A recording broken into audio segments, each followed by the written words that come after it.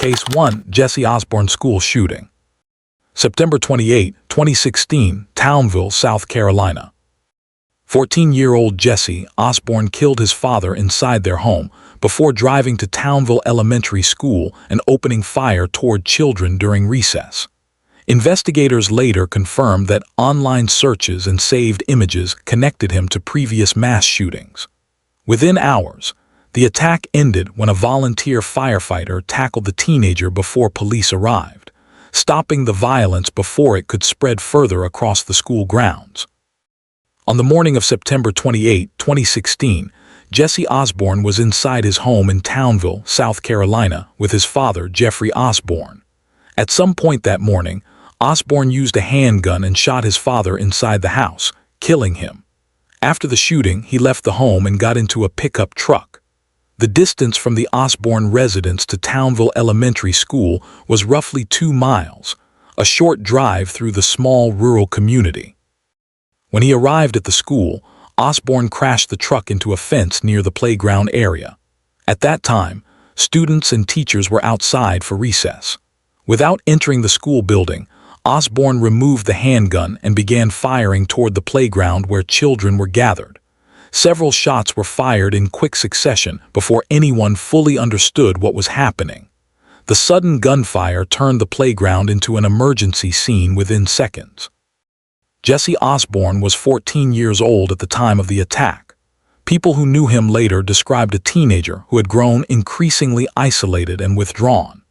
Investigators and prosecutors later examined his digital activity and discovered online searches and saved images connected to past mass shootings. According to records presented during the case, Osborne had studied previous attacks and appeared to follow them closely. Authorities later stated that he had viewed photographs and material connected to earlier school shootings and had discussed kill counts in online communications. Those findings suggested that the attack did not occur without warning signs. In the period before September 2016, Osborne had shown behavioral changes that concerned people around him. Reports described a teenager who spent long periods alone and showed growing interest in violent material online. Those patterns became significant once investigators began reconstructing the timeline of the attack. After the shooting at the schoolyard began, emergency calls were placed to law enforcement within moments. Police officers, deputies, and emergency responders were dispatched toward Townville Elementary School. At the same time, the situation on the playground was unfolding rapidly. Within minutes of the first shots, Osborne was confronted by James Brock, a volunteer firefighter who had arrived near the scene. Brock physically tackled Osborne and forced him to the ground, preventing further shots from being fired. When law enforcement officers arrived shortly afterward, Osborne was already restrained. Investigators quickly began processing both the school scene and the Osborne residence, where Jeffrey Osborne had been killed earlier that morning. Digital devices belonging to Osborne were seized during the investigation.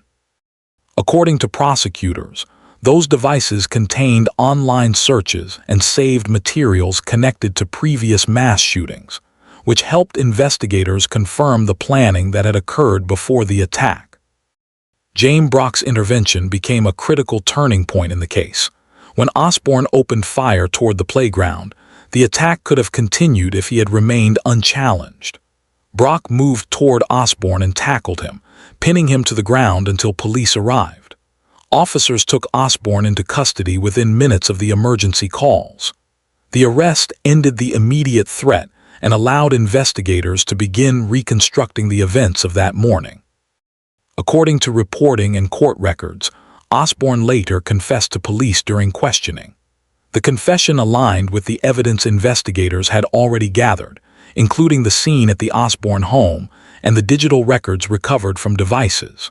Authorities determined that Osborne had first killed his father and then driven to the elementary school where the shooting occurred. The sequence of events established a clear timeline linking both crime scenes to the same suspect.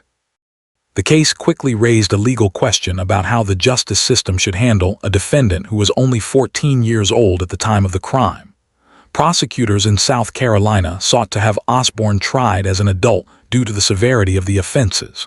The court ultimately agreed, allowing the case to proceed in adult court rather than juvenile court.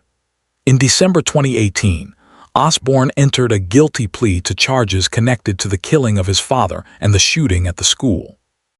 The plea avoided a full trial in which victims and families would have been required to testify about the events of that day. In November 2019, the court imposed a sentence that included life without parole for the murder, along with additional decades for attempted murder. Years later, the sentencing structure was revisited as courts examined juvenile punishment standards. In 2023, reporting described the sentence being modified to 75 years in prison, a term that effectively ensures Osborne will remain incarcerated for most of his life. Case 2, Mud Hassan Ali Seward Market Triple Murder. January 6, 2010, Minneapolis, Minnesota. Inside the Seward Market grocery store, 3 workers were shot and killed during what investigators said began as a robbery attempt. The suspect, 17-year-old Mud Hassan Ali, was arrested shortly afterward. Security cameras mounted inside the store captured the entire sequence, showing how quickly the violence unfolded. The footage later became central evidence in a case that would grow into one of Minnesota's most closely watched juvenile murder trials. On the afternoon of January 6, 2010, Mud Hassan Ali entered the Seward Market and halal meat grocery store in the Seward neighborhood of Minneapolis. According to prosecutors, the situation began as an attempted robbery. Ali moved inside the small neighborhood store where several employees were working. Within moments, gunfire erupted. Investigators later stated that Ali opened fire inside the confined space of the market, shooting the employees who were present. Osman Jammer Elmi, Mohammed Abdi Warsame, and Anwar Salah Mohammed were all shot during the incident. The attack unfolded rapidly, leaving little opportunity for the victims to escape or intervene. When the gunfire stopped, all 3 men had been fatally wounded inside the store. The entire sequence lasted only a short time but permanently changed the neighborhood. What investigators discovered afterward was that the entire incident had been recorded on security cameras inside the market. The 3 victims were members of Minneapolis's Somali community and were well known in the Seward neighborhood. Osman Jammer Elmi was 28 years old. Mohammed Abdi Warsame was 30. Anwar Salah Mohammed was 31. All 3 men were working inside the Seward Market when the shooting occurred. The store itself served as a gathering point for many residents in the community. Seward is a neighborhood where local businesses are closely connected to the people who live nearby.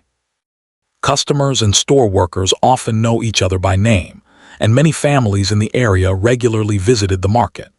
Because of that familiarity, the deaths of the 3 workers immediately sent shockwaves through the neighborhood. This was not a situation involving strangers passing through the city. The victims were individuals known in the community, which intensified the impact as investigators began reconstructing what had happened inside the store that afternoon. As detectives began examining the crime scene, one of the most important pieces of evidence quickly emerged from the store's security camera system. Cameras positioned inside Seward Market had captured the attack as it occurred. Investigators reviewed the footage and used it to reconstruct the timeline of events inside the store. The video showed how the suspect entered the building and how the shooting unfolded within moments. Witness accounts from people nearby also helped investigators piece together the events surrounding the robbery attempt. Together, the video recordings and witness statements provided authorities with a clear picture of what had happened inside the market. Because the footage showed the suspect directly, it also helped investigators quickly identify the person responsible. The clarity of the evidence meant the investigation moved rapidly, narrowing attention toward Mud Hassan Ali as the individual who had carried out the attack. Police arrested Mud Hassan Ali shortly after the shootings. Once in custody, investigators began building the case using the physical evidence, surveillance recordings, and witness accounts gathered during the investigation.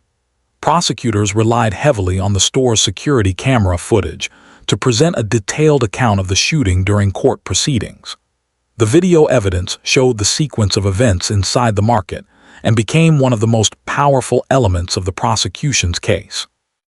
Over the course of a 2-week trial in 2011, jurors heard testimony about the attempted robbery, the gunfire inside the store, and the deaths of the 3 victims. Investigators explained how the footage helped establish the timeline of the attack and confirmed the identity of the shooter. By the time the case reached the jury, the prosecution had assembled a sequence of evidence that directly connected Ali to the killings inside Seward Market.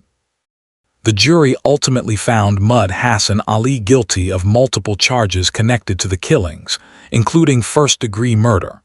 The court imposed 3 consecutive life sentences, each tied to the deaths of the 3 victims. Under Minnesota law, each life sentence carried the possibility of release after 30 years. However, because the sentences were ordered consecutively rather than concurrently, the structure required that the terms be served one after another. That meant Ali would have to serve approximately 90 years before becoming eligible for release consideration. Because Ali was 17 years old at the time of the crime, the sentence quickly became the subject of legal challenges. Defense attorneys argued that stacking multiple life sentences effectively created a life without parole punishment for a juvenile offender. The case eventually reached the Minnesota Supreme Court, where the court upheld the consecutive life sentences, concluding that the structure remained legally permissible under existing constitutional precedent. Case 3. Evan Ramsey Bethel High School shooting. February 19, 1997, Bethel, Alaska. 16-year-old Evan Ramsey entered Bethel Regional High School carrying a 12-gauge shotgun and opened fire shortly before classes began. Principal Ron Edwards and student Josh Palacios were killed during the attack. Investigators later discovered that Ramsey had spoken about plans for the shooting weeks before the incident, telling classmates he intended to bring a gun to school and carry out violence. On the morning of February 19, 1997, students were arriving at Bethel Regional High School just before the start of the school day. The building was filling with students preparing for classes when Evan Ramsey entered the school carrying a 12-gauge shotgun. According to investigators, he moved into the school hallway shortly before the first period began. Without warning, Ramsey raised the shotgun and began firing.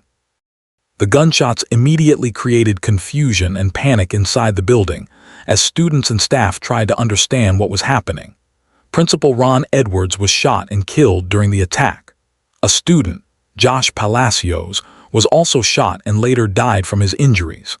Other students rushed for safety, while teachers attempted to move people away from the gunfire. The attack unfolded quickly inside the school corridors, transforming the normal start of a school day into a violent emergency. Evan Ramsey's background later became a central part of the case. Reports described a childhood marked by instability and neglect.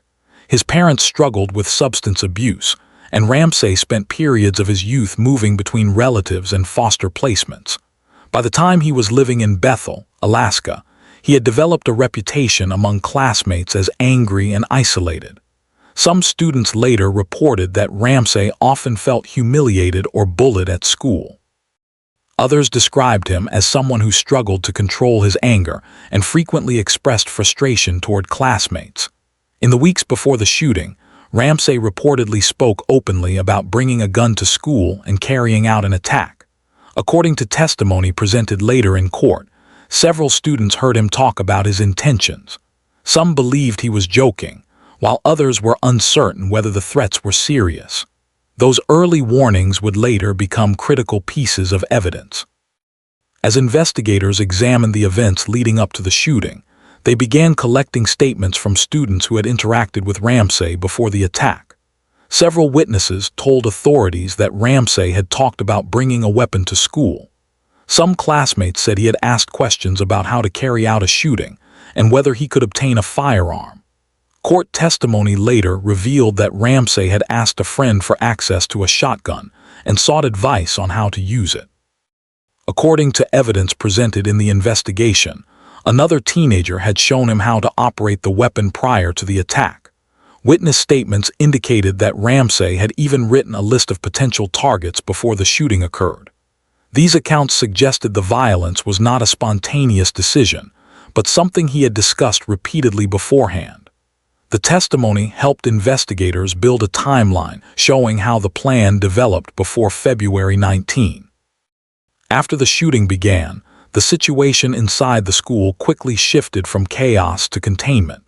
Within minutes, Ramsey stopped firing and remained inside the building as law enforcement began responding. Police officers soon arrived and took control of the scene.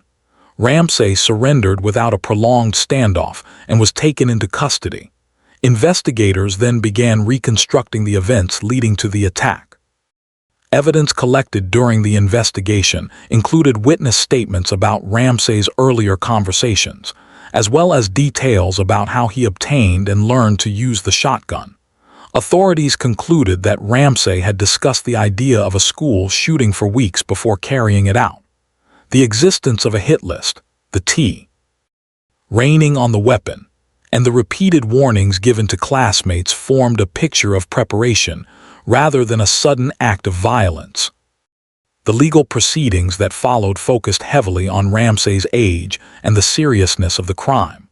Despite being only 16 at the time of the shooting, he was prosecuted as an adult in Alaska. In 1998, Ramsey was convicted and sentenced to a combined prison term of 210 years. Later appeals resulted in the reversal of one attempted murder conviction, which required the court to reconsider the sentencing structure. In 2004, Ramsey was sentenced to 198 years in prison. Under Alaska law, he must serve a minimum of 66 years before becoming eligible for parole consideration. The case also sparked debate about the role of other teenagers who had encouraged Ramsey before the shooting. One teenager who reportedly taught him how to use the shotgun was initially convicted for involvement in the events, though that conviction was later overturned on appeal. The discussion surrounding the case raised questions about responsibility for individuals who encourage violent acts, even if they do not carry them out themselves. Case 4. Christopher Simmons Bridge Murder. September 9, 1993, Fenton, Missouri. 17-year-old Christopher Simmons broke into the home of Shirley Crook, restrained her, and threw her from a bridge over the Merrimack River. Investigators later determined that the killing had been planned in advance with the involvement of other teenagers. Within days of the crime, Simmons was taken into custody. During questioning, he confessed and later participated in a videotaped reenactment that showed investigators how the crime had unfolded. During the early morning hours of September 9, 1993, Christopher Simmons and another teenager approached the home of Shirley Crook in Fenton, Missouri. The plan had already been discussed beforehand. According to investigators, the teenagers reached through an open window to unlock the back door of the house. Once inside, they moved quietly through the residence while Crook was asleep. They entered her bedroom and restrained her using duct tape and electrical wire. Crook was bound and her face was covered before she could escape. After restraining her, the teenagers wrapped her in a blanket and carried her out of the house. They placed her inside her own minivan and drove away from the residence during the night. The vehicle was taken toward Castlewood State Park. There, the group reached a railroad trestle bridge that crosses the Merrimack River, where the plan moved toward its final stage. Shirley Crook was a 46-year-old woman living in the suburban community of Fenton, Missouri. She lived alone and maintained a routine life in the neighborhood. Several months before the murder, Crook had encountered Christopher Simmons during a minor traffic accident. The incident allowed Simmons to recognize her and become aware of where she lived. Investigators later determined that Simmons selected Crook's home partly because he knew she could identify him from that earlier encounter. Crook had no known connection to Simmons beyond that brief accident. She had not been involved in any conflict with him and had no reason to expect danger from the teenager. According to investigators, the attack was not the result of a dispute or confrontation. Instead, Crook became the target of a plan that Simmons had discussed in advance with friends. Her home was chosen because it offered a victim Simmons already recognized and believed he could control. After Crook's disappearance was reported, investigators began examining the circumstances surrounding her last known location. As the investigation progressed, information surfaced that connected Christopher Simmons to the crime. Once in custody, Simmons waived his rights and confessed to investigators. His confession provided a detailed account of the events that took place during the early morning hours. According to police records, Simmons described how he and another teenager entered Crook's home, restrained her, and drove her to the bridge over the Merrimack River. Investigators later returned to the location with Simmons, where he participated in a videotaped reenactment of the crime. During the recording, Simmons demonstrated how the group entered the house, how Crook was bound, and how she was transported to the bridge. The reenactment provided investigators with a step-by-step reconstruction of the murder and became a key piece of evidence during court proceedings. In addition to Simmons' confession, testimony from other teenagers involved in the planning helped investigators confirm the details of the crime. Charles Benjamin, who had accompanied Simmons during the break-in and abduction, later provided statements describing the plan discussed beforehand. According to testimony presented in court, Simmons had spoken about committing a murder and had suggested that being under 18 would help him avoid sieve. Ray punishment. Another teenager, John Tesmer, had originally been part of the plan but backed out before the crime occurred. Tesmer later cooperated with authorities and provided testimony describing the discussions that took place before the murder. These accounts reinforced investigators' conclusion that the crime had been planned rather than committed impulsively. Combined with Simmons' confession and the videotaped reenactment, the accomplice testimony helped establish a clear sequence of events leading to Crook's death at the bridge. Christopher Simmons was ultimately convicted of first-degree murder. The jury recommended the death penalty, and the court imposed a death sentence. Simmons was 17 years old at the time of the crime. His case proceeded through the appeals process and eventually reached higher courts as legal debates emerged over the constitutionality of executing offenders who were under 18 when their crimes occurred. In 2003, the Missouri Supreme Court reconsidered Simmons' death sentence in light of evolving legal standards and set it aside. The case then moved to the United States Supreme Court. In 2005, the Supreme Court issued its decision in Roper v. Simmons, ruling that executing individuals who were under 18 at the time of their crimes violated the Eighth Amendment. The decision eliminated the juvenile death penalty nationwide. Simmons' death sentence was replaced with life imprisonment without the possibility of parole. Case 5, T.J. Lane Chardon High School shooting. February 27, 2012, Chardon, Ohio.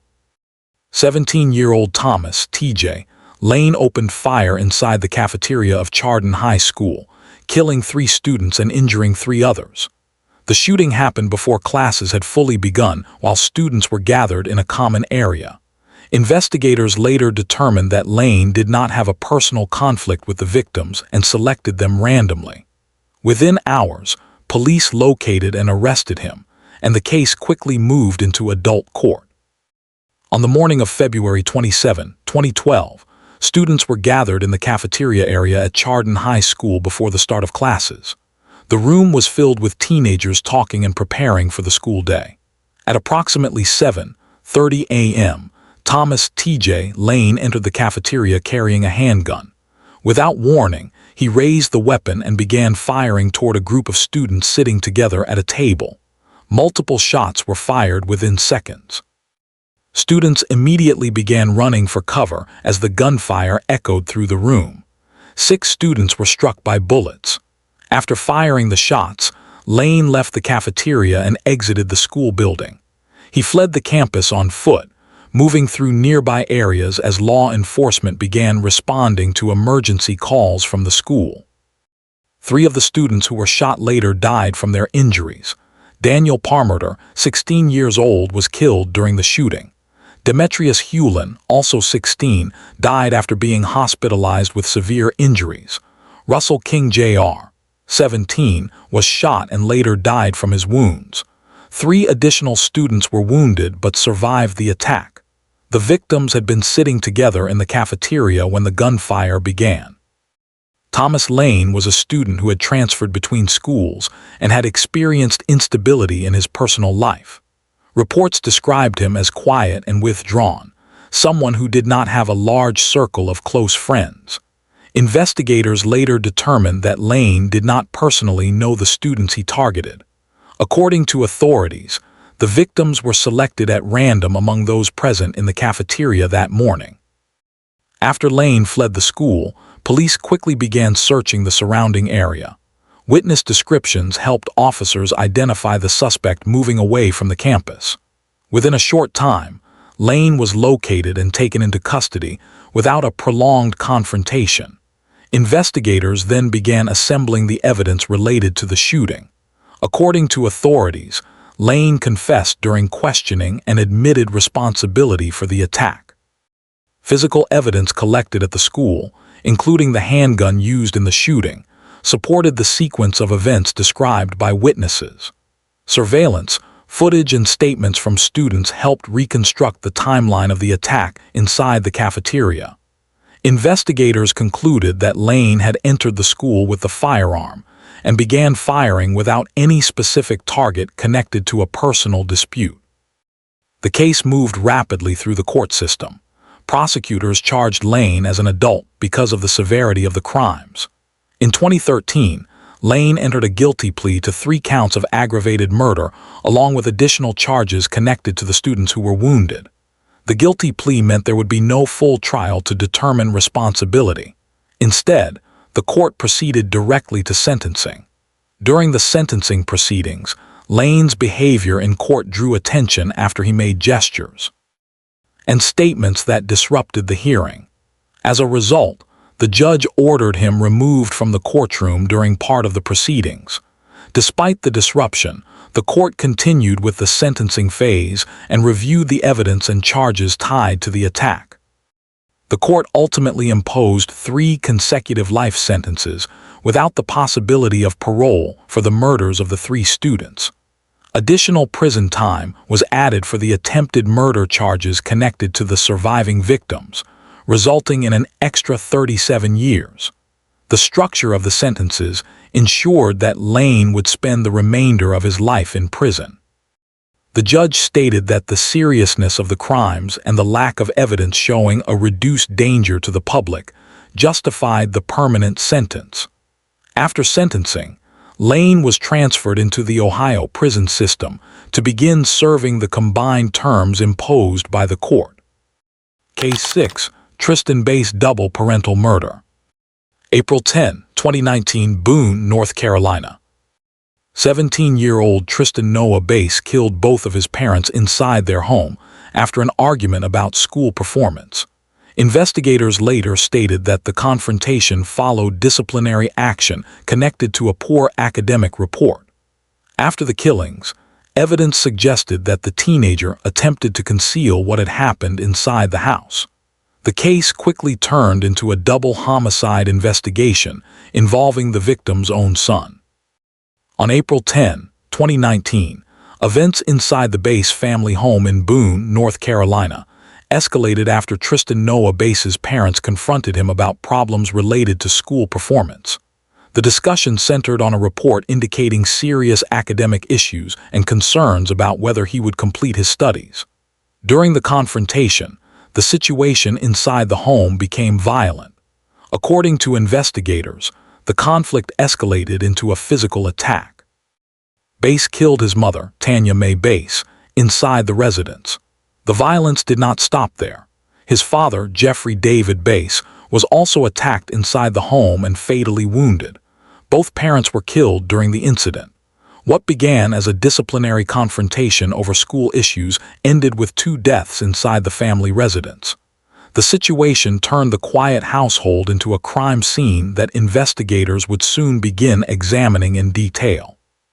Tanya Mae Bass and Jeffrey David Bass were residents of Boone, a small college town located in the mountains of North Carolina. The family lived together in a home where both parents were attempting to guide their teenage son through school. According to reports presented during the case, Tristan Bass had been experiencing academic difficulties that had raised concerns within the household. His parents confronted him after receiving information about his poor performance in school.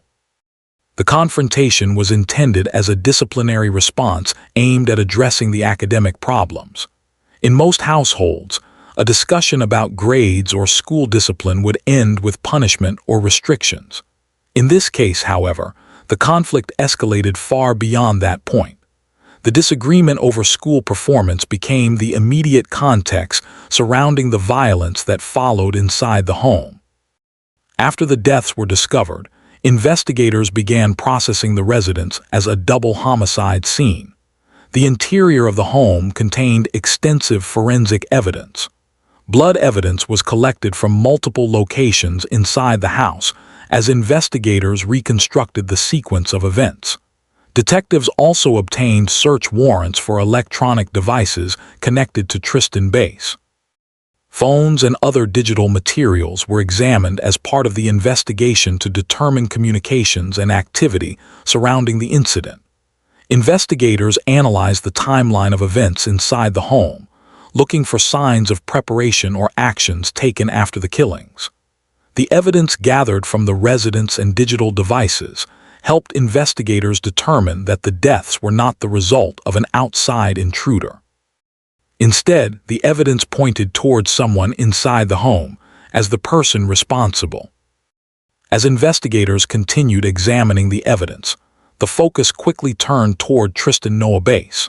The physical evidence recovered inside the home, combined with the timeline reconstructed by investigators, confirmed that the killings occurred during the confrontation between Bass and his parents.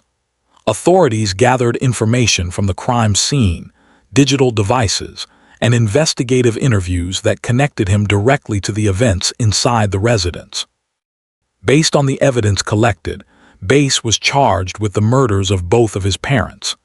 The investigation established a sequence of events showing how the confrontation over school performance escalated into violence inside the family home. With the evidence in place, the case moved forward through the criminal justice system toward trial. The legal proceedings that followed focused on the severity of the double homicide and the age of the defendant at the time of the crime. In 2022, a jury found Tristan Noah Bass guilty of the murders of Tanya Mae Bass and Jeffrey David Bass. During sentencing, the court considered the circumstances of the case, including the nature of the violence and the defendant's age.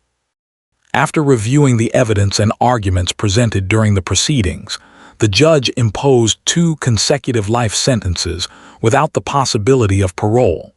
Each sentence corresponded to one of the victims. The consecutive structure of the punishment ensured that Bass would remain imprisoned for the rest of his life.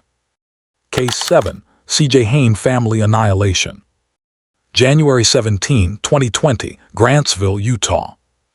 16-year-old C.J. Hayne killed 4 members of his family inside their home before shooting his father, who survived and stopped the attack. The killings unfolded inside a quiet residential neighborhood where violent crime was rare. Investigators later determined that the attack happened over several hours as family members returned home one by one during the day. On January 17, 2020, C.J. Hayne remained at home in Grantsville, Utah after skipping school that day. The house was empty at first. According to investigators, the first victim was his mother, Consuelo Alejandra Hayne, who was shot when she arrived home. The violence continued as the afternoon progressed. His siblings returned home from school at different times. Alexis, 15, Matthew, 14, and Milan, 12, were each shot after entering the residence. The shootings happened over a period of time rather than all at once. Later that evening, C.J. Hayne's father returned home from work. When he entered the house, he was also shot. Unlike the others, he survived the attack. During a struggle inside the home, he managed to wrestle the gun away from his son and restrain him until authorities arrived. The Hain family lived in Grantsville, a small community located west of Salt Lake City. The area is known for quiet residential neighborhoods where families often know one another. Consuelo Alejandra Hain was the mother of 4 children and lived in the home with her husband and their children. The victims included Alexis Hain, age 15, Matthew Hain, age 14, and Milan Hain, age 12. The family's daily routine involved school schedules and normal household activities common to families in the area. Prior to the incident, C.J. Hain had no criminal record and was known as a high school student living with his parents and siblings. The setting of the crime was not a public location, but the family's own home, a place normally associated with safety and privacy. After C.J. Hain's father restrained him, law enforcement officers were called to the home. Police arrived at the residence and discovered multiple victims inside the house. Emergency responders attempted to assess the scene, while investigators began documenting the location as a major crime scene. Detectives worked to reconstruct the timeline of events by examining the positions of the victims and collecting physical evidence throughout the house. Forensic teams gathered ballistic evidence connected to the handgun used in the shootings. Investigators determined that the victims had been killed at different times during the day as they returned home. The sequence of events was reconstructed through physical evidence, statements from the surviving father, and investigative analysis of the scene. C.J. Hain was taken into custody at the residence shortly after officers arrived. During questioning, investigators gathered information about his actions that day. According to statements later presented during court proceedings, Hain described a plan involving the elimination of his entire family. Investigators reported that he had intended to kill every member of the household and then burn the home afterward. Authorities determined that the shootings were not the result of a sudden confrontation, but followed a pattern in which victims were targeted individually as they entered the home. The father's survival was the event that stopped the attack and allowed police to intervene before additional violence occurred.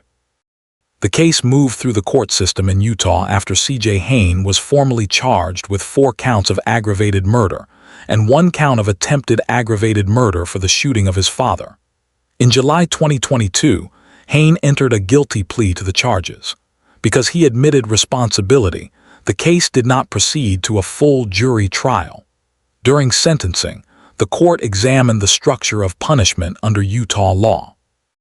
The judge imposed 4 consecutive sentences of 25 years to life for the murders. Each sentence corresponded to one of the victims and was ordered to be served one after another. The attempted murder sentence connected to the father was ordered to run concurrently. The combined structure meant Hain would have to serve at least 100 years before any possibility of parole. La Consideration. Case 8, Axel Rudicubana Southport Dance Studio Attack. July 29, 2024, Southport, England. 17-year-old Axel Rudicubana entered a children's dance class and carried out a mass stabbing, killing 3 children and injuring several others. The attack took place inside a summer dance workshop attended by young students. Investigators later determined that the weapon had been purchased in advance. Within hours, police secured the scene and took the teenager into custody. On July 29, 2024, a children's dance workshop was underway in Southport, England. The class was themed around music associated with the singer Taylor Swift and was attended by young students participating in a summer activity. During the session, Axel Rudicubana entered the studio carrying a large kitchen knife. Inside the room were children between the ages of 6 and 11, along with adult instructors supervising the workshop. According to investigators, Rudicubana began attacking individuals inside the room with the knife. The sudden violence caused immediate panic as children and instructors attempted to escape the confined space.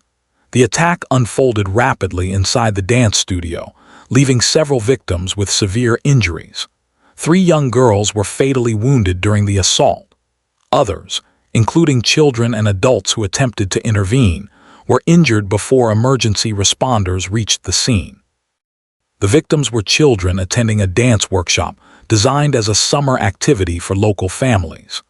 The class included young participants who had gathered to learn choreography and participate in a themed session centered around popular music. The setting was a small dance studio where children practiced routines in a supervised environment. Parents had enrolled their children in the program expecting a normal recreational activity during the school break. Instead, the studio became the location of a violent attack. 3 girls died from the injuries they sustained during the stabbing. Several others survived but were seriously injured. The event quickly drew national attention because the victims were young children participating in a community activity intended to provide a safe environment. Following the attack, investigators began examining the suspect's background and digital activity.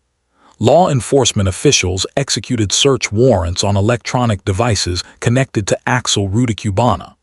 During the investigation, authorities reported discovering files and materials related to violent extremist content.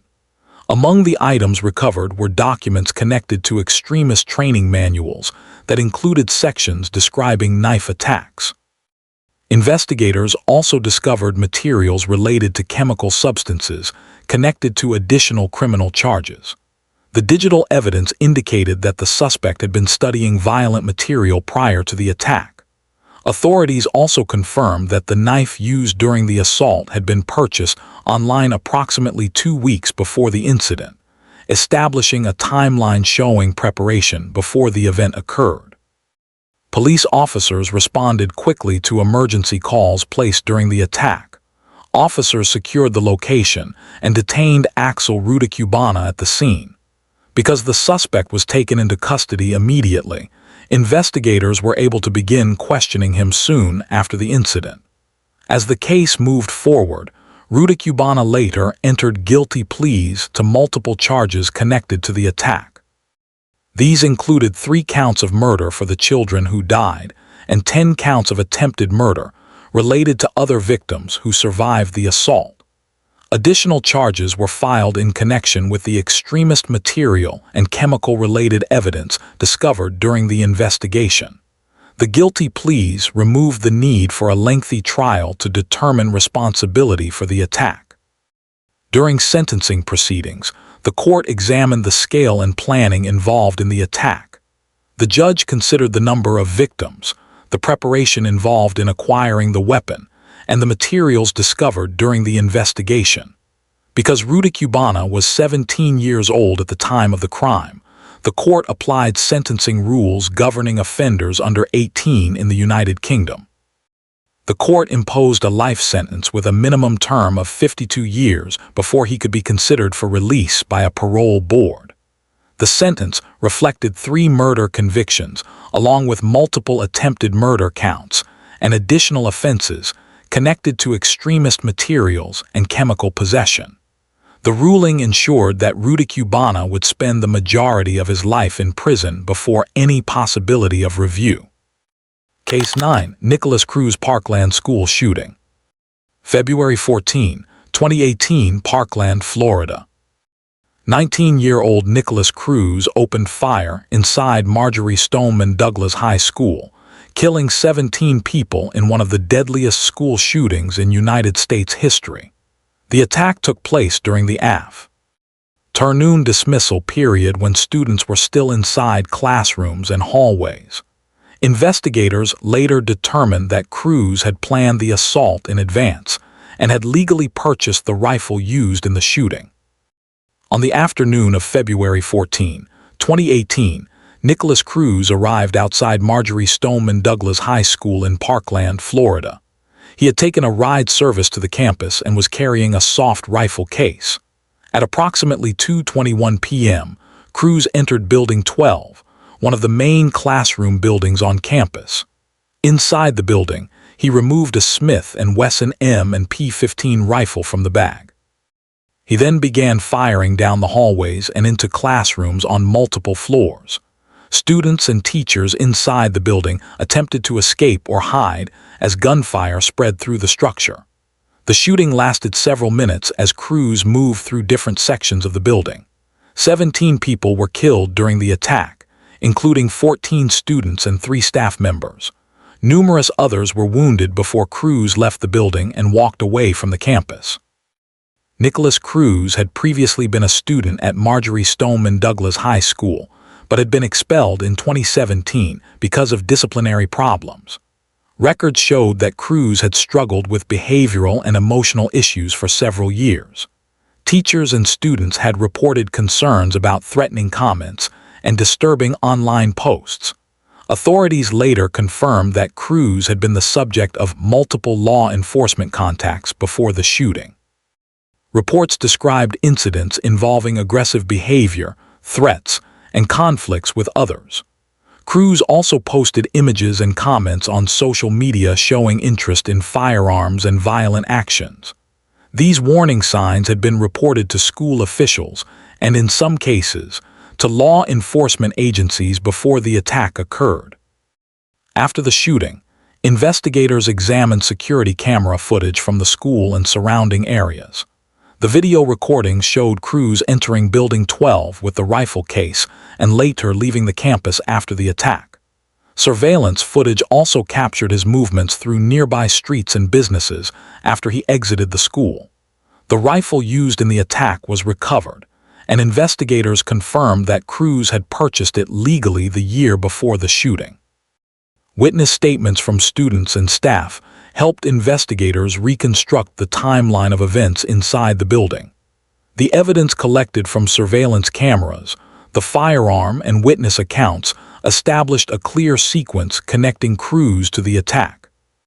Following the shooting, Cruz left the school grounds and walked through the surrounding neighborhood. Law enforcement officers quickly began searching the area after emergency calls were made from the school. Approximately 1 hour and 20 minutes after the attack, police located Cruz walking along a nearby street and took him into custody without resistance. He was transported for questioning and later charged with multiple counts related to the shooting. In October 2021, Cruz entered guilty pleas to 17 counts of first-degree murder and 17 counts of attempted murder connected to the victims who survived the attack. The case then moved to a penalty phase to determine Cruz's sentence. Prosecutors argued that the scale of the attack and the planning involved justified the death penalty. Defense attorneys presented evidence related to Cruz's background, including developmental and mental health issues. Under Florida law at the time, a unanimous jury decision was required to impose a death sentence. During deliberations in October 2022, the jury did not reach a unanimous decision in favor of execution. As a result, the court imposed life imprisonment without the possibility of parole.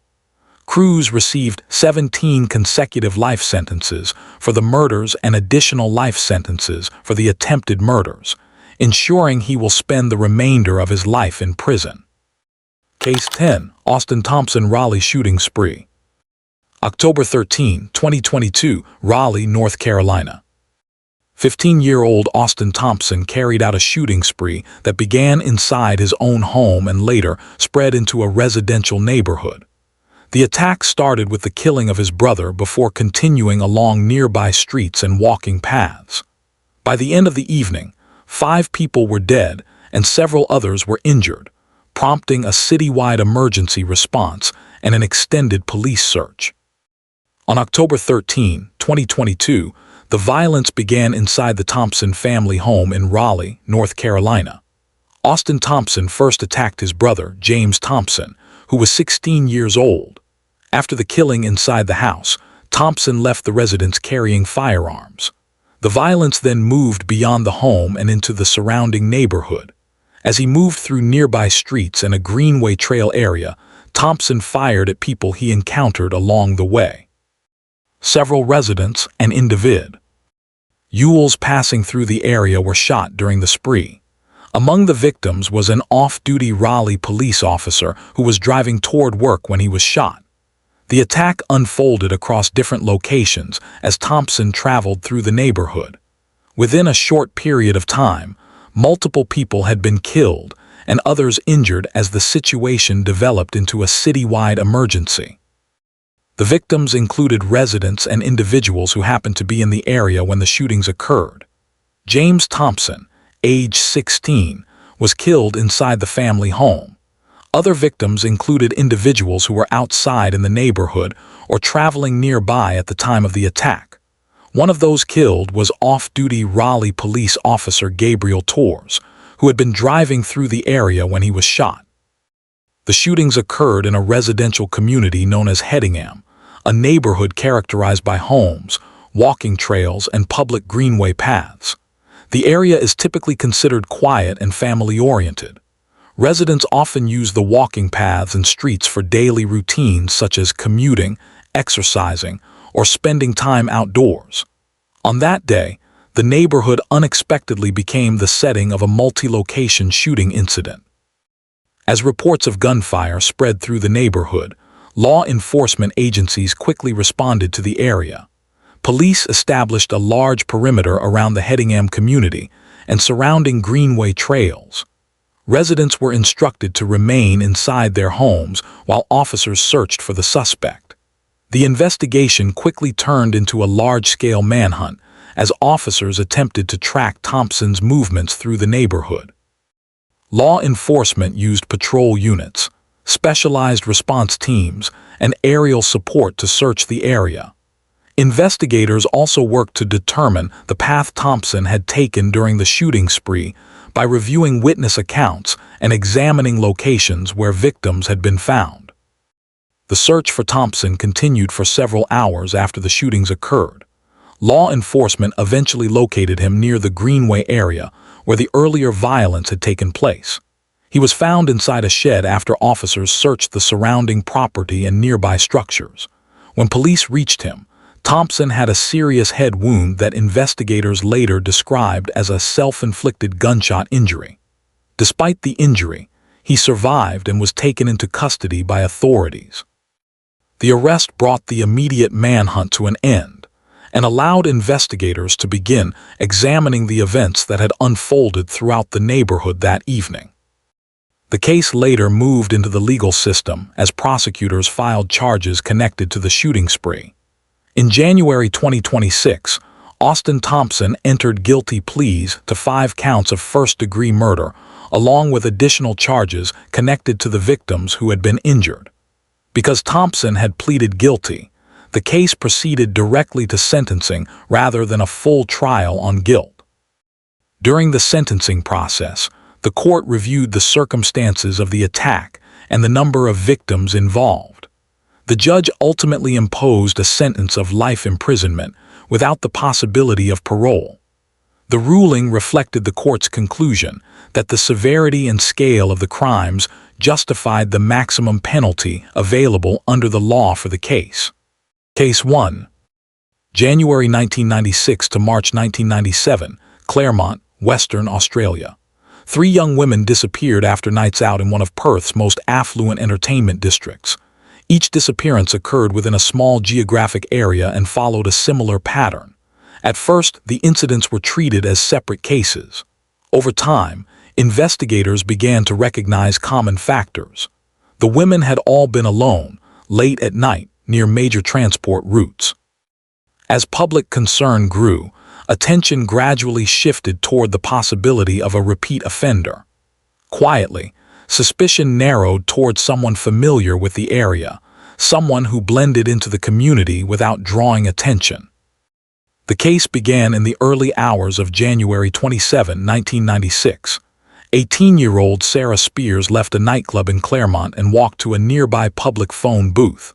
At 2:06 a.m., she called for a taxi. When the taxi arrived minutes later, Sarah was gone. Witnesses reported seeing her standing alone moments earlier. No signs of a struggle were found at the scene.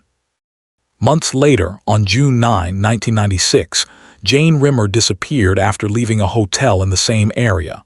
Then, On March 15, 1997, Kira Glennon vanished under similar circumstances. This time, her body was later discovered in bushland, confirming the presence of a serial offender. But the evidence did not fully explain how the women were taken. Sarah Spears was an 18-year-old secretary living in South Perth. Jane Rimmer was a 23-year-old childcare worker. Kira Glennon was a 27-year-old lawyer who had recently returned to Perth. All three women were socially active and familiar with Claremont's nightlife. They had no known connection to one another. Each was last seen alone after declining shared transport. Their routines were ordinary, their movements predictable. Investigators found no indication that any of the women knowingly met with a stranger. Their disappearances appeared sudden and unplanned. For those close to them, the events shattered assumptions about safety in the area. It would take only days for Claremont's image to change permanently. Western Australian police formed a specialist task force to investigate the disappearances. Thousands of men were interviewed, including taxi drivers and local residents. Vehicles were examined, and forensic samples were collected across the region. Despite extensive efforts, the investigation stalled. No suspect could be conclusively linked to the crimes. Years passed without arrests. The case became one of the most notorious unsolved investigations in Australia. In 2016, detectives reopened older, unrelated evidence from a 1988 assault case. Advances in DNA technology allowed previously unusable material to be retested. That review connected multiple crime scenes to the same unknown individual. Then, a fingerprint provided a critical lead. The fingerprint matched Bradley Robert Edwards, a Telstra technician living in Perth. Edwards had no prior convictions for homicide and was known as a volunteer in community athletics programs. Police initiated covert surveillance. Investigators collected discarded items to obtain a DNA sample. The results confirmed a match with forensic material from the Claremont cases. On December 22, 2016, Edwards was arrested at his home. He was charged with the murders of Jane Rimmer and Kira Glennon, as well as offenses linked to earlier attacks. When confronted with the evidence, Edwards provided statements that altered the direction of the case. Edwards' trial began in 2019 and lasted several months. The prosecution relied heavily on forensic and fiber evidence. In September 2020, the court found Edwards guilty of the murders of Jane Rimmer and Kira Glennon. He was acquitted of Sarah Spears' murder due to insufficient evidence, though the court noted the likelihood of his involvement. Edwards was sentenced to life imprisonment with a minimum non-parole period of 40 years. Sarah Spears' body has never been recovered. To this day, her disappearance remains unresolved in the eyes of the law. Case 2. Between 1989 and 1992, young travelers disappeared across New South Wales without immediate alarm. They were backpackers moving through Australia's rural regions, often hitchhiking between towns. Months passed, sometimes years, before families realized something was wrong. The disappearances occurred at different times and involved people from different countries, giving no obvious pattern. It was only later that investigators understood the connection. All of the victims had passed through the same stretch of bushland. Belanglo State Forest would eventually become synonymous with one of Australia's most notorious serial murder cases. The case shifted dramatically in October 1992. A local man running through Belanglo State Forest noticed what appeared to be human bones partially concealed by leaves and branches. Police were called to the scene and began a search of the surrounding area. Within days, a second set of remains was uncovered nearby. As excavation continued, it became clear that the discoveries were not isolated. Over the following months, additional bodies were located within the same forest. The victims had been buried in shallow graves and concealed with natural debris. What had once been a series of unexplained disappearances was now recognized as multiple homicides connected to a single location. The victims were 7 young people, aged between 19 and 22. They included backpackers from Britain and Germany, as well as Australian travelers. Most had been hitchhiking through rural New South Wales, a common practice among young tourists at the time.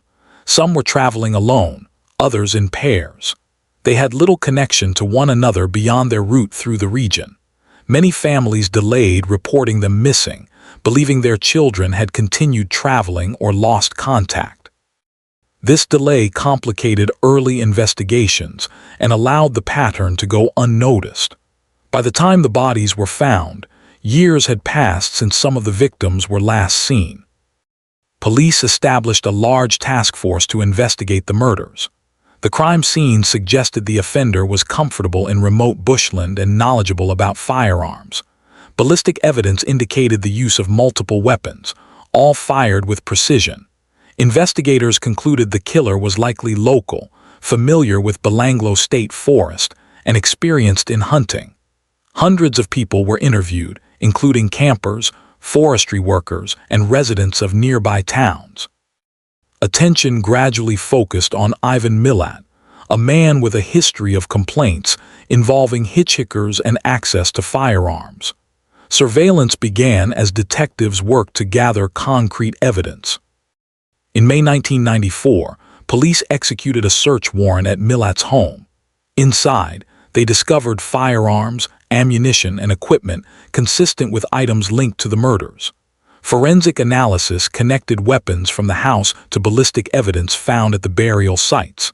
Additional items belonging to the victims were also recovered. The cumulative evidence placed Milat directly at the center of the crimes. He was arrested and charged with multiple counts of murder. The investigation, which had taken years to align, now moved rapidly toward prosecution once the physical evidence was secured. Milat's trial commenced in 1996 and lasted several months. The prosecution presented extensive forensic and circumstantial evidence linking him to all 7 murders. There were no confessions and no direct eyewitnesses, but the volume of material evidence was decisive. The jury found Milat guilty on all counts. He was sentenced to 7 consecutive life terms with no possibility of parole.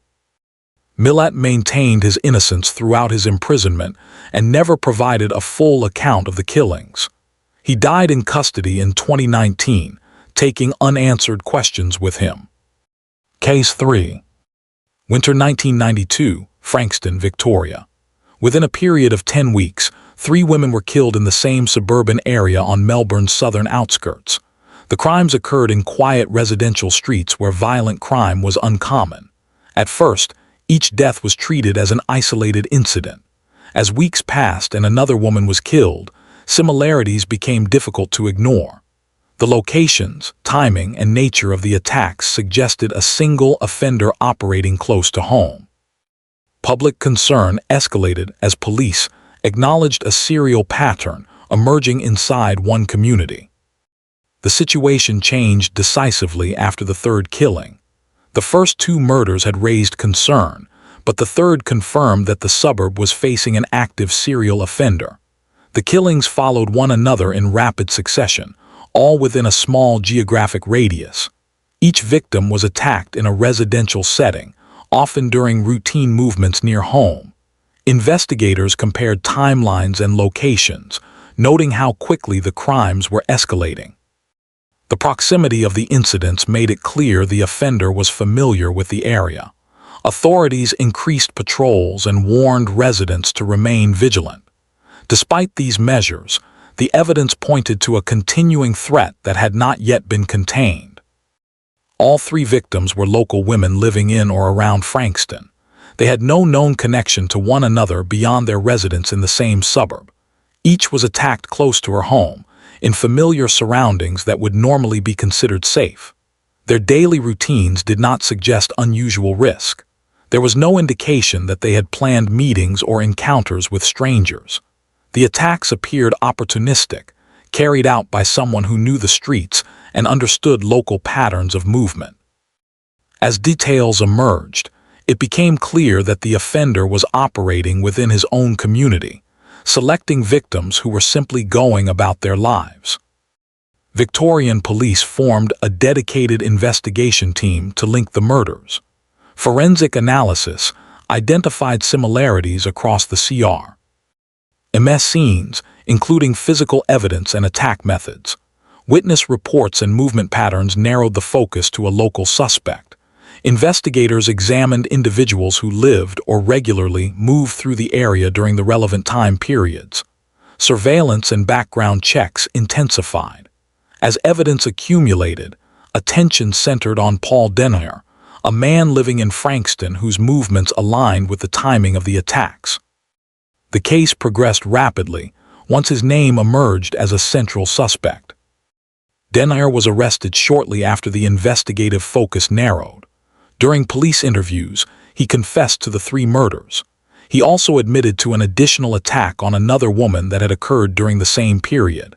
That victim survived, providing further confirmation of his involvement. The confessions aligned with forensic findings and witness timelines. With Denier in custody, police confirmed that the series of killings had been carried out by a single offender acting alone. The admissions brought a sudden end to the immediate threat faced by the community. Denier's trial was held in 1993. He was convicted of 3 counts of murder and 1 count of attempted murder. The court sentenced him to life imprisonment without the possibility of parole, citing the extreme risk he posed to public safety. Over the decades that followed, his case remained subject to periodic review under sentencing laws. In 2023, a parole application was formally considered and denied. Denier remains incarcerated, and the sentence imposed in the early 1990s continues to stand without change. Case 4. Between 1991 and 1997, several women were killed across Melbourne's northern suburbs. The crimes occurred in working-class areas where violent serial offending was not expected. In each case, the attacks appeared sudden and unprovoked. Early investigations treated the deaths separately, with no immediate suspect identified. Over time, similarities began to surface. Quietly, police revisited earlier files and recognized that the same name appeared repeatedly. The individual responsible was not unknown to authorities. He had a documented history of violence and had already passed through the justice system. The case gained renewed urgency with the murder of Nicole Patterson in 1997. Her death occurred in Northcote and shared characteristics with an earlier unsolved killing in Parkville. Investigators compared timelines, locations, and victim profiles. These comparisons revealed links that had not previously been pursued. Attention returned to older case files that had gone unresolved. The similarities suggested a pattern rather than isolated events. Police began reassessing suspects who had been considered but not charged in the past. This reassessment brought Peter Dupas back into focus, a man whose prior conduct aligned with the emerging pattern. The victims were young women living independently in Melbourne's northern suburbs. They were residents of areas such as Northcote, Parkville, and Brunswick. Their routines were ordinary and predictable, involving daily travel through familiar streets. There was no known connection between the victims themselves. Each lived in close proximity to where she was attacked. The circumstances suggested the offender was operating locally and selecting victims based on opportunity rather than personal connection. These details reinforce the conclusion that the same individual had targeted multiple women over several years. For a time, the investigation stalled due to limited direct evidence. The breakthrough came from within the prison system. A fellow inmate reported that Dupas had spoken openly about the killings while in custody. This testimony prompted renewed investigative efforts. Police sought corroboration to support the informant's claims. Additional circumstantial and forensic evidence was reviewed alongside Dupas' known movements and history. While controversial, the informant's account aligned with details known only to investigators. This combination of testimony and supporting evidence allowed prosecutors to move forward. Dupas was first charged with the murder of Nicole Patterson. He was convicted after trial and sentenced to life imprisonment. Police continued examining other unsolved cases. Over the following years, Dupas was charged and convicted for the murders of Helen Wilkes and Renee Wyman. Each conviction followed a separate trial, with juries presented with overlapping patterns of evidence. The sequential convictions confirmed Dupas as a serial offender operating over an extended period. Each verdict strengthened the overall case against him. Following the convictions, Dupas received multiple life sentences. The court determined he posed an ongoing and extreme risk to public safety.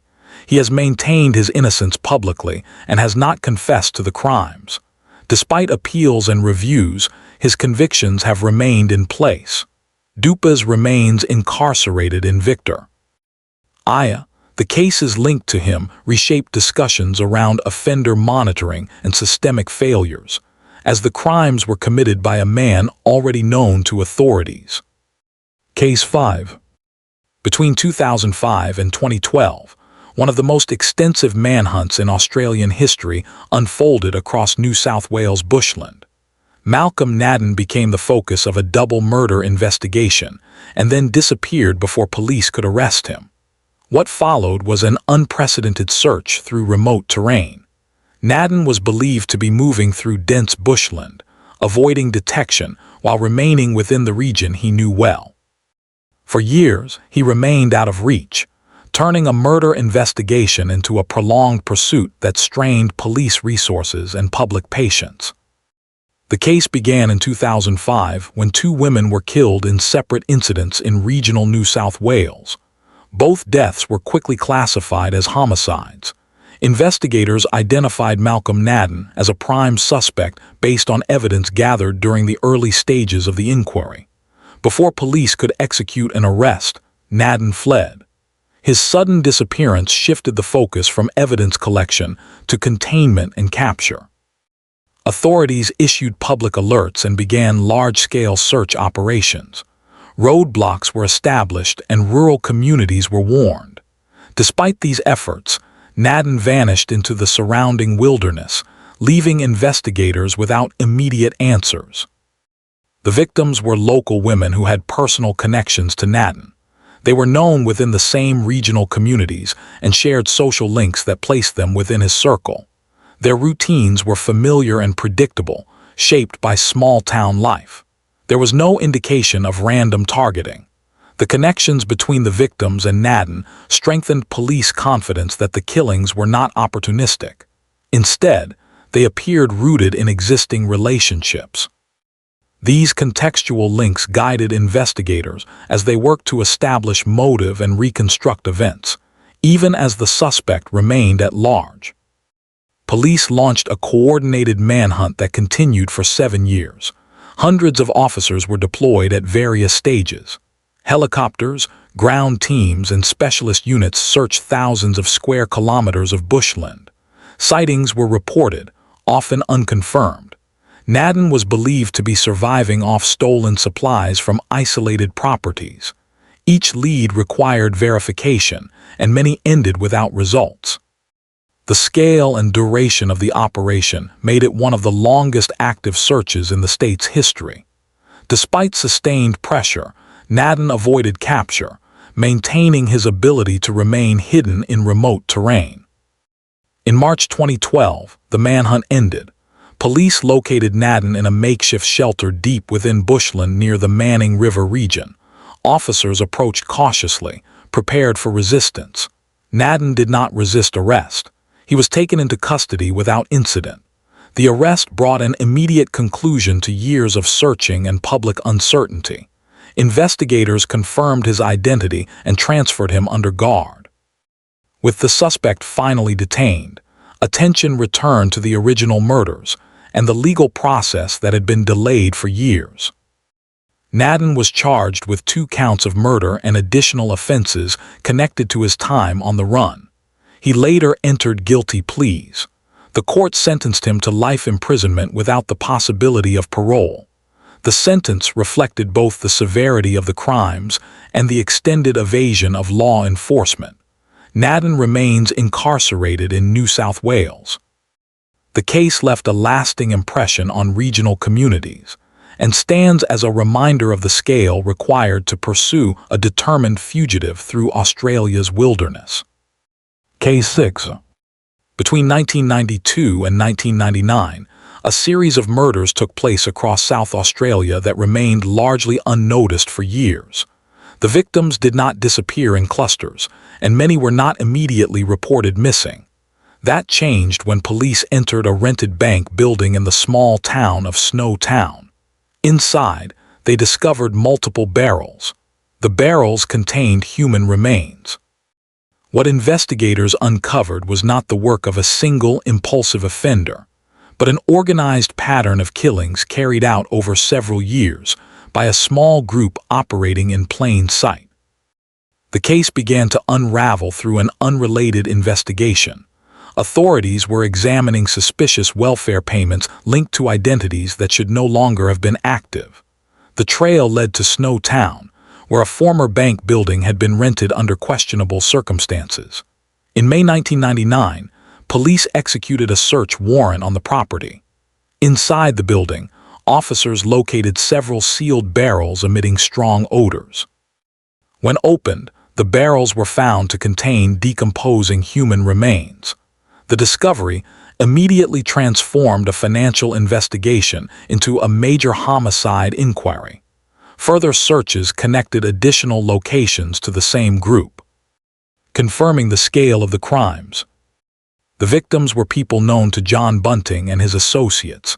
Many were acquaintances, neighbors, or individuals drawn into the group's orbit through personal relationships. Some were selected after being accused of behaviors Bunting claimed justified punishment. These accusations were not consistently supported by evidence. Others were killed for reasons tied to control, silence, or financial exploitation. The victims often lived on the margins of society, which delayed detection. Their absence did not trigger immediate alarm, allowing the killings to continue over an extended period without intervention. Investigators assembled a task force to reconstruct the sequence of events. Financial records revealed welfare benefits claimed in the names of deceased victims.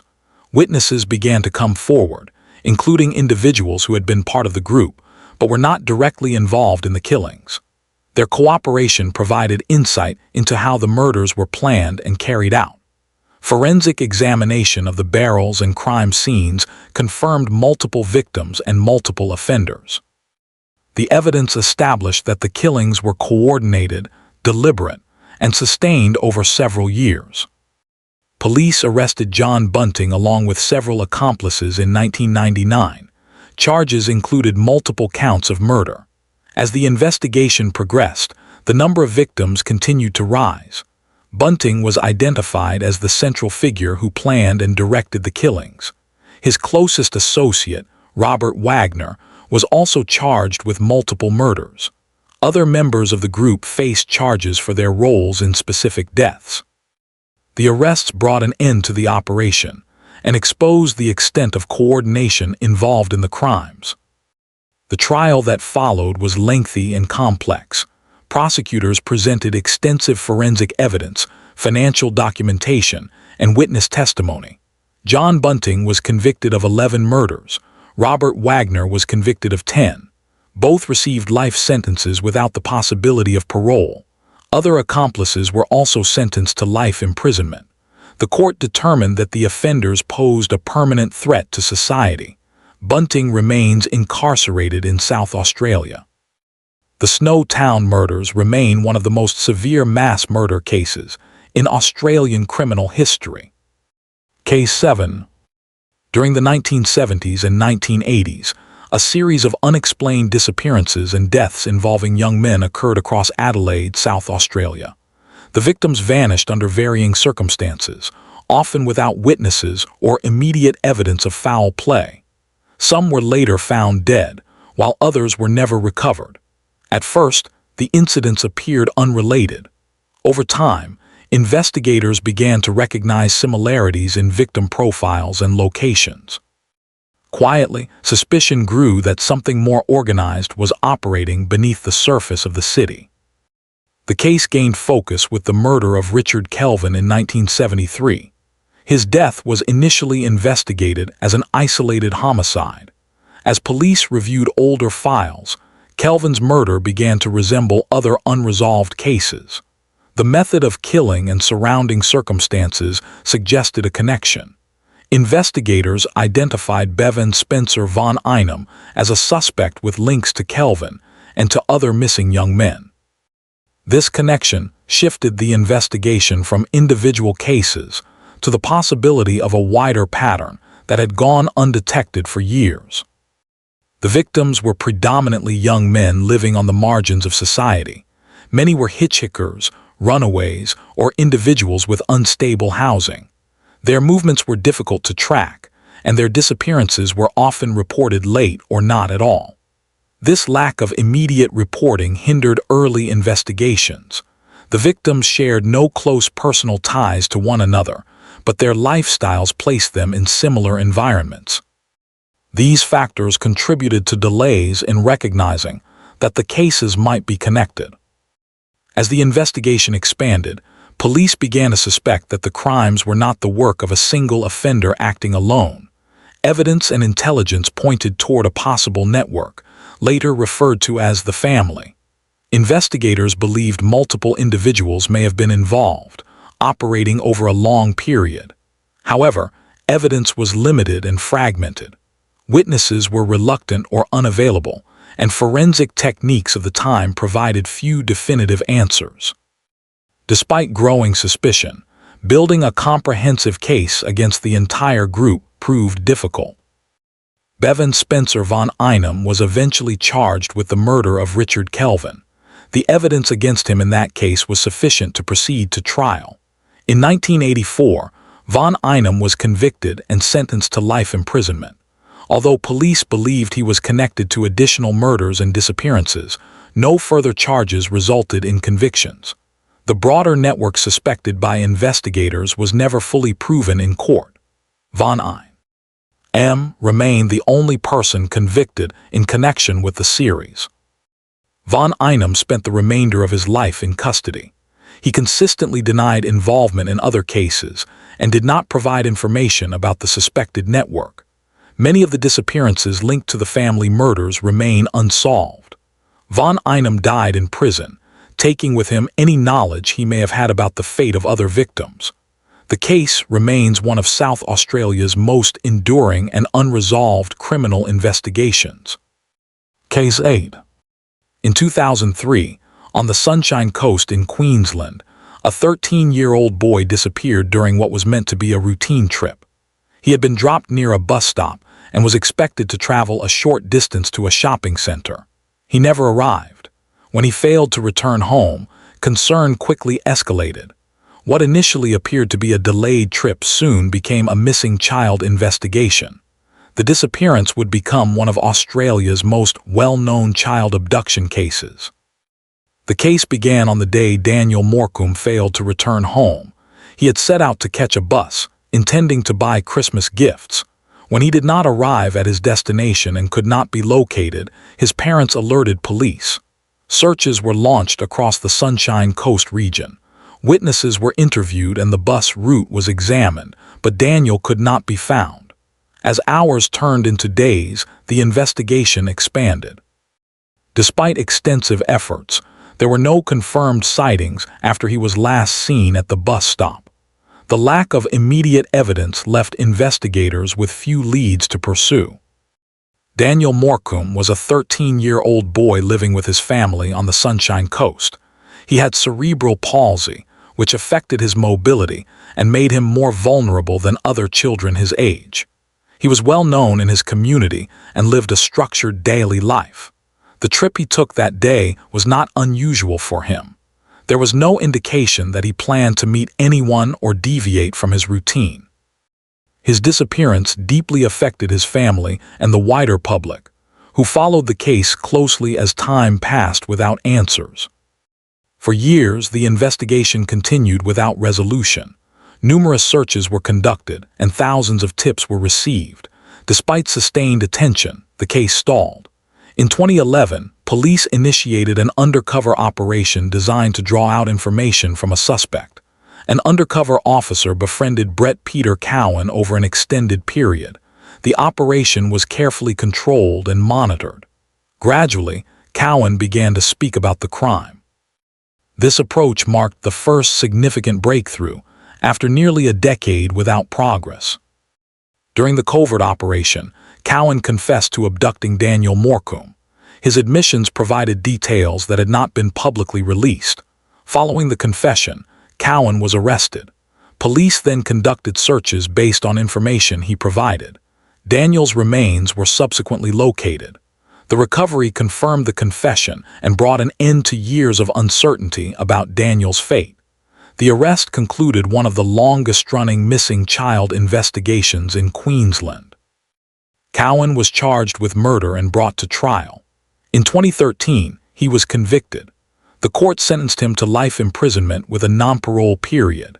The sentence reflected the seriousness of the crime and the vulnerability of the victim. Cowan remains incarcerated.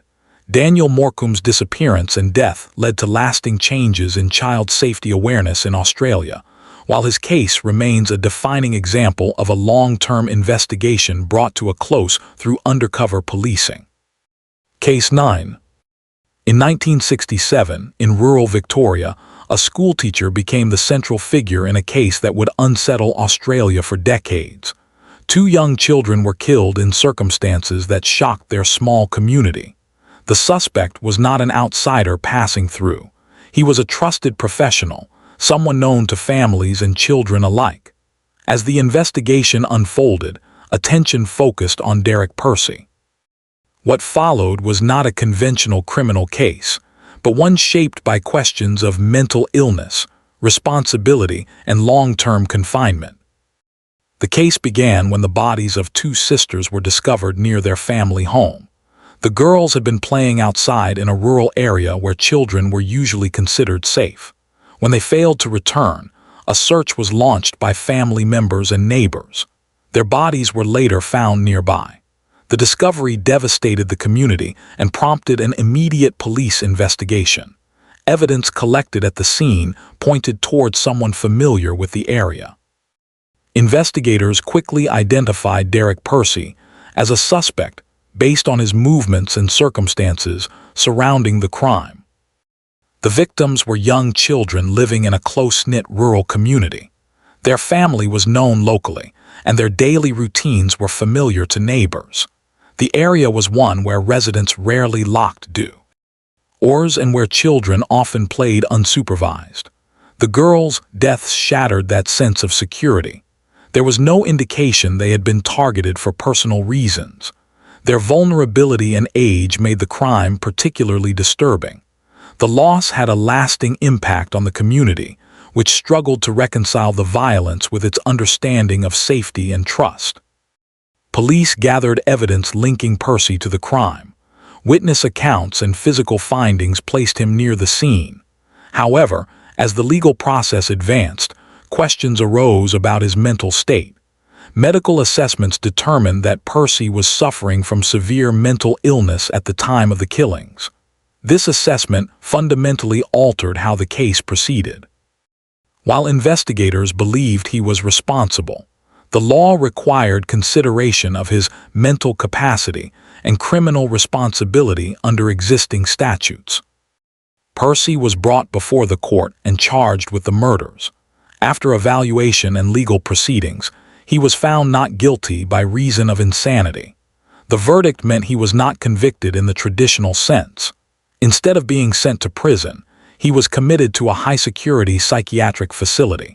The decision reflected the court's conclusion that Percy could not be held criminally responsible due to his mental condition at the time of the offenses. Percy remained confined in psychiatric custody for decades. During this time, investigators suspected him of involvement in other unsolved cases involving missing or murdered children across Australia. These suspicions were investigated, but never resulted in additional convictions.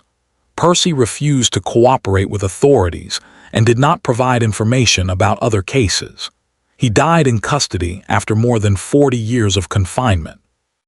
Many questions surrounding his potential involvement in other crimes remain unanswered. Case 10. In 1986, in Fremantle, Western Australia, a series of murders unfolded inside an ordinary residential house. Women were brought into the home by a couple who appeared unremarkable to outsiders. Over a short period, multiple victims entered the property and did not leave. The crimes were not spontaneous acts of violence, but deliberate events carried out behind closed doors. What distinguished this case was the involvement of two offenders acting together, sharing responsibility for the killings. The case came to light when one woman survived. She had been taken to the house on Morehouse Street and held there under threat. During the night, she managed to escape and reach safety. She reported her experience to police and described what she believed had happened to other women who had been inside the house. Officers responded immediately. Based on her account, police obtained warrants and moved quickly to secure the property. Her escape transformed what had been hidden crimes into an urgent criminal investigation. The victims were women targeted through opportunity and vulnerability. Some were hitchhikers encountered by the offenders, while others were acquaintances drawn into contact through personal interactions. There was no single shared background among the victims, but each was selected because access could be gained without immediate suspicion. Once inside the house, they were isolated from outside help. The pattern indicated intentional selection rather than random violence, with victims chosen based on availability and control rather than personal grievance. Police searches of the Morehouse Street house uncovered extensive physical evidence. Inside the property, investigators found items directly linking the occupants to the murders.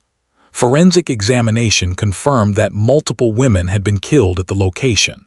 Additional evidence led police to burial sites where victims' remains were recovered. The material gathered inside the home supported the survivor's account and established that the crimes had occurred over a defined period. The findings confirmed the involvement of more than one offender acting in coordination. Both offenders were arrested shortly after the investigation began. During questioning and subsequent legal proceedings, each accepted responsibility for their role. Both entered guilty pleas to multiple counts of murder. There was no prolonged dispute over guilt. The focus of the proceedings shifted to determining appropriate sentencing based on the nature of the crimes and the degree of participation by each offender. The admissions brought a formal conclusion to the investigative phase of the case. The court imposed life sentences on both offenders. The seriousness of the crimes and the risk posed to the community were central factors in sentencing. One offender later died in custody. Catherine Knight remains incarcerated in Western Australia. Parole applications have been considered and denied repeatedly. The case continues to be referenced due to the involvement of a female offender and the coordinated nature of the crimes, which challenged conventional assumptions about serial homicide.